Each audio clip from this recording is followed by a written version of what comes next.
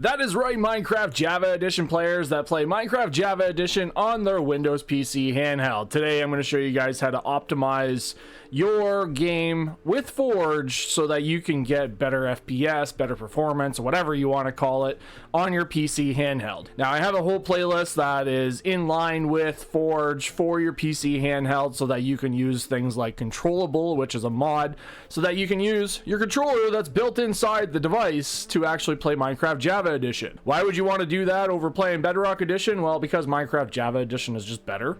That's the story I'm gonna stick to and say, because I used to play a lot of Bedrock Edition and then I just went back to Java every time because I thought Java was just that much better. Or PC Edition. PC Edition is great too. Or not PC, Console Edition, I mean. Like Xbox 360. That was the very first time I played. So yes, today I'm going to show you some mods that are going to help you with getting better performance out of like a lower end PC handheld like this. This is the AyaNeo Next Lite. And it's an okay device, but it's not the best performing device in the world. And there are better ones out there like the Asus Rog Ally, for example. This device, you still will benefit from using these mods on that. Or even a device like the OneXPlayer, OneXFly F1 Pro. That device as well is pretty powerful, but still having these mods with those other devices is still very beneficial. So let's plug in and actually get this set up, because yes, I am just going to use a keyboard and mouse so you guys can see everything on screen, and then we will jump back over to the device at the end of the full video so you can see it in action. So this is going to depend if you are going to be using shaders. Shaders is going to be a completely different video altogether. So I'm not going to cover shaders today. I'm just going to cover what we're going to use on the most part to get better performance out of our device. Now, I'm going to click on this little icon right here for this profile that we created in our very first video. If you didn't go watch that, go do so now. It's the very first video about how to play Minecraft Java Edition with Forge on 1.20.1 or any version that basically allows you to play with Controllable. You can play 1.2, 1.5 if you want to as well. However, that's not for this video. This is just basically for 1.20.1 on the most part, because that's where most of the awesome, like the God mods and all that kind of stuff are located. And you're going to subscribe, because I'm going to do a whole playlist surrounding this and show you guys how to get this all set up.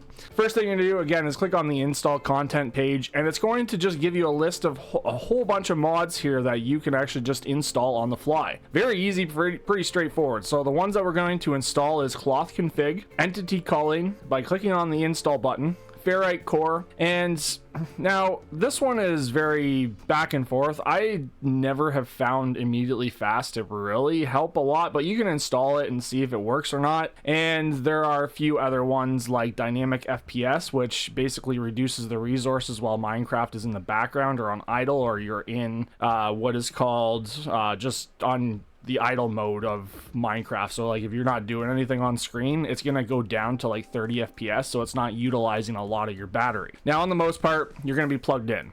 Memory leak fix, it does help a bit on both the client and the server side. That's something else that I like to install. Now the other mods that some people really like to install are Embedium and Rubidium and all that kind of stuff, but I'm not going to get into that because Embedium is not great when it comes to using it, which is right here, for Optifine. So Optifine I find is a little bit better when it comes to installing shaders and stuff like that, but I'll do a video about that as well, like Optifine versus Iris, because there's Oculus for Embedium and stuff. So Embedium, again, it's all up to you. If we want to install this, we can go ahead and do so. Otherwise, we can just use the native options for our actual Sodium, which is just installed on the device. So up to you.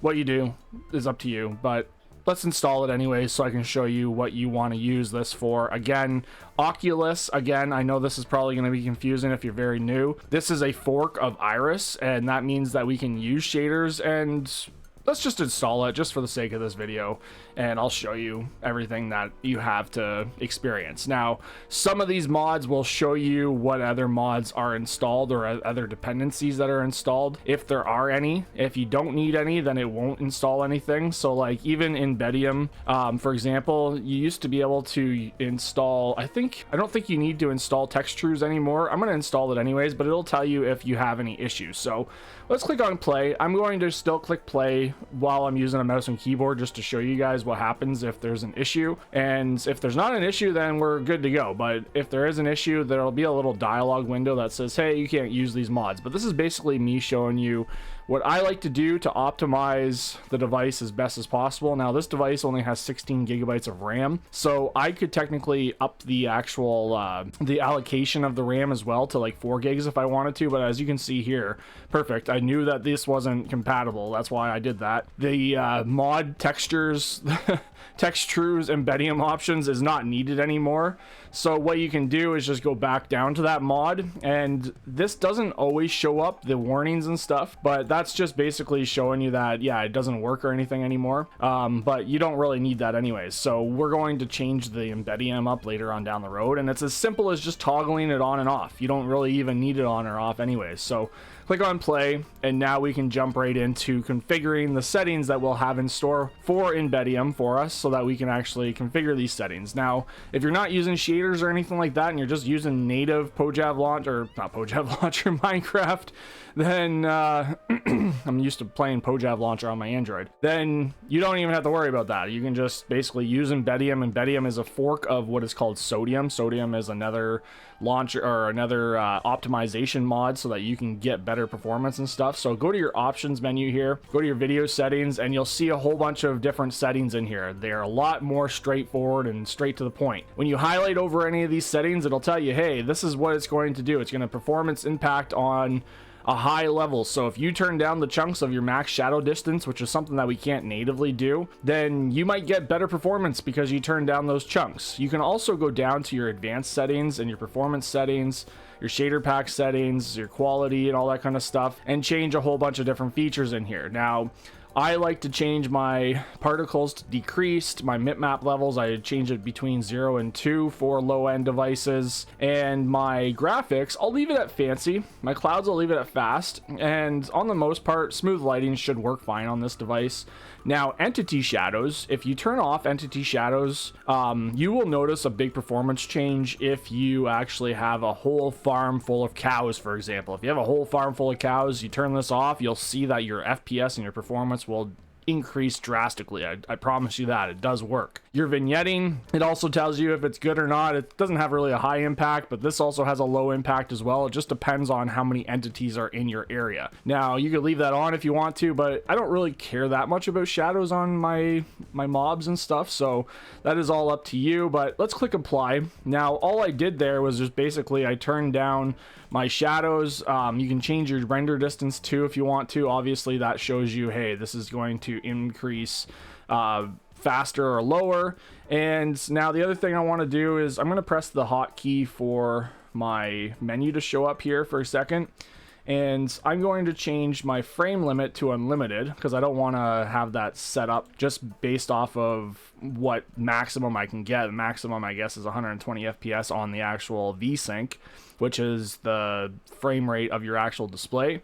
Now, let me see if I can get myself a simple layout here. There it is right there. And let's go back into Minecraft, for example. Now, this is not showing up over top of Minecraft for whatever reason, so maybe that won't actually work for us. Let me try to see if I can get this overlay working, which it's not. So let's go back, quick game for a second. And there's another option here that we can use called Embeddium Rubidium Extra. Now, this is something that I like to use so that I can see my FPS. So that is something else that we can use. There's other features in here as well. So I forgot to actually install that one, Rubidium Extra or Embeddium. Rubidium and Embeddium are a little bit different than each other. So let's click on play. As you can see this is just something for this device specifically, but it's just something that's showing up and it's not showing up on the top of this screen. So that's perfectly fine. Don't worry about it. Just my device. This is my device and whatever. Now, Embeddium Extra. So we can change things like turning off all the lava animation, water, fire, nether portal. Particles you can turn off and on depending on whatever you want to turn off. Your sky sky, you can turn those off and on as well. Your render for your fog, your item frames, your beacon beam, all that kind of stuff. You can change all this stuff as well. And here is what I wanted to do. I wanted to show my FPS, so I can change the location of this. So I'm going to put it on my bottom right hand side of my screen, and all these other settings in here as well. You can change these, but honestly a lot of this stuff doesn't really affect the performance that much. It's just more sake to actually see this stuff.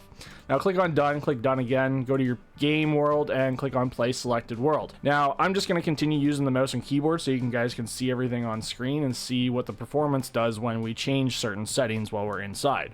So I think I do have VSync turned on, maybe. We'll double check on that. Options, video settings, go to general, and no, VSync is turned off. Now we can change this to unlimited and click apply, and then we're going to see what kind of frame rates we can get while just playing the way that we are playing right now. And right now this device, it's looking like it's handling this pretty well actually. So 240 FPS with Minecraft Java Edition at 8 render distance. And what does that mean really? Honestly, that means that we could technically try to turn up the render distance and stuff if we wanted to. And if you want to get like maybe, let's go 12 render distance for example, you could do that and see if that bottlenecks the frame rates enough to actually, you know, say, hey, is this worth it or not?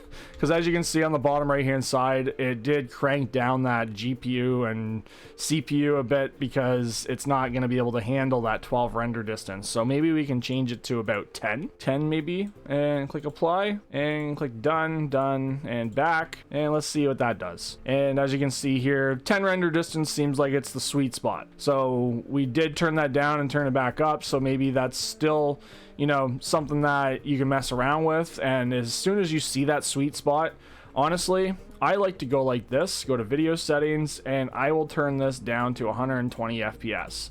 If my device is cranking out double of that and I want to just have a stable gameplay without like major stuttering or anything like that, then I'm going to set that actual locked frame rate to 120 FPS and just play happily, because it does play pretty good, and I can still just jump over and play with my controller as you can see here, and I'm able to actually enjoy playing the game, and it just plays perfectly fine. And right now, like I said, I am just playing on the controller, so technically you could just use the controller as a bottom screen if you wanted to and use the top screen for playing Minecraft. It's pretty cool. So there you go, guys. Have a nice day. Enjoy playing Minecraft with better performance mods on your PC handheld, whether it's an Asus Rog Ally, AyaNeo Next Lite, OneXPlayer, or so on and so forth, whatever device you have. Bye-bye!